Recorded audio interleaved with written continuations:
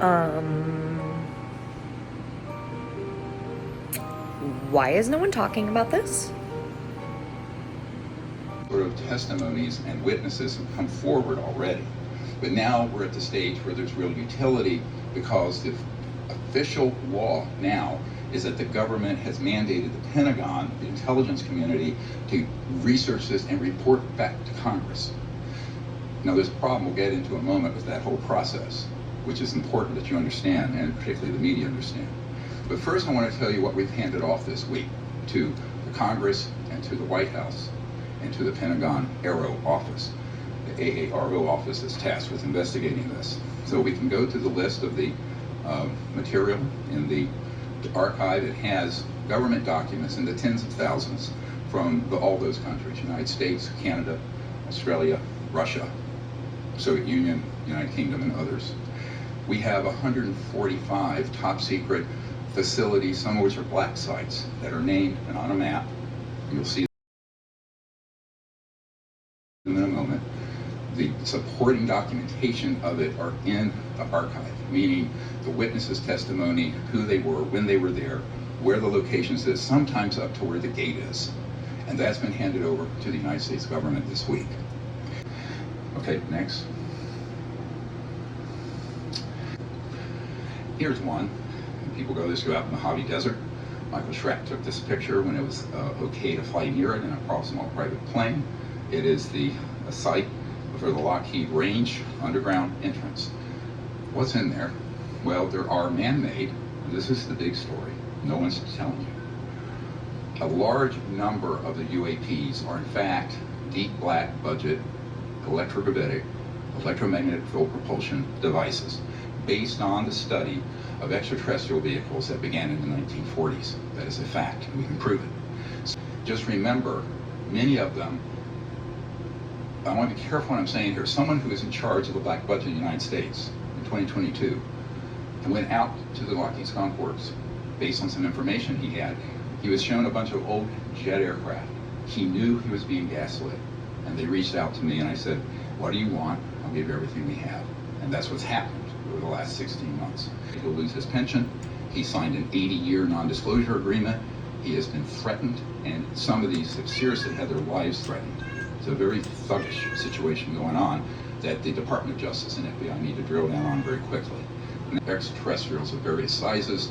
The last known count I had of different civilizations involved with this, about 60 to 70 in that range, and I think there could be more. And it's explicit witness protection and explicit pension and asset protection for these whistleblowers. Next. This object was retrieved because it became disabled.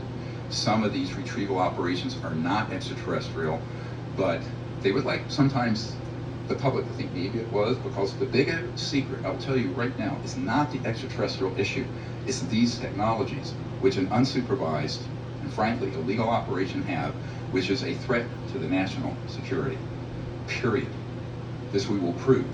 And this is a bigger threat, the existence of these in the hands of unsupervised operations that have escaped the oversight of the President of the Office of the President and the Congress since 1956 to 1960. Hence Eisenhower's speech, aware the military-industrial complex.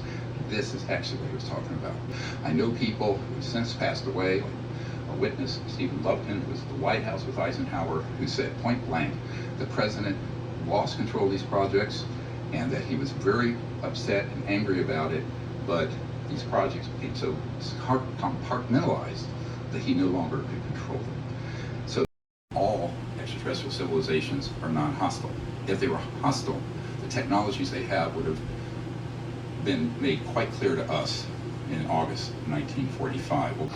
So what's going on with this?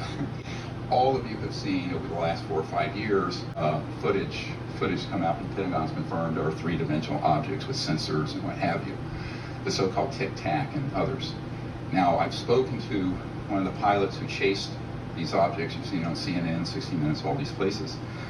What hasn't been told when this event happened in the early 2000s is that these objects, which you'll see in a moment, particularly one of them, we have matching top secret witness testimony of them being a man-made object that our jet pilots and military don't know exists. This is dangerous in terms of deconflicting operations. Notice the probes on it.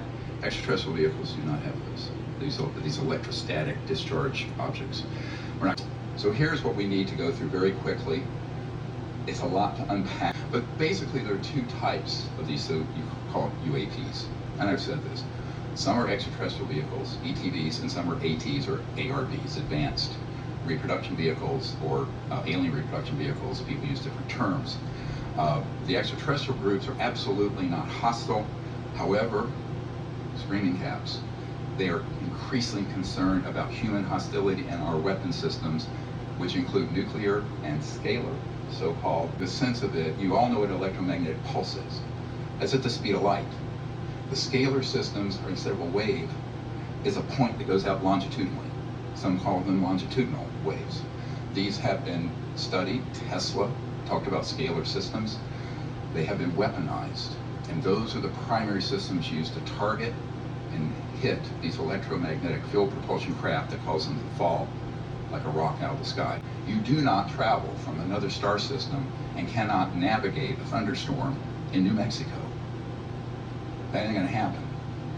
So even at that point, these had been early systems. We have a FBI memo from a field agent at the Roswell, after Roswell, said to J. Edgar Hoover that a disk was down because we had switched on a new radar system. So the radar can track an aircraft by bouncing a wave off of the fuselage, but it also can have piggybacked an active system to not to hit it.